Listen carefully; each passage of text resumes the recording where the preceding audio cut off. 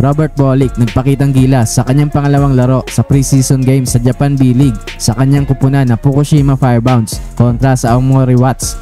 Si Bolick nga ay kumuha ng 13 points sa limitadong playing time. Makikita mo talaga dito ang speed advantage ni Bolick kontra sa mga guards ng Japan kung saan lagi itong iwan sa kanya lalo na sa fast break.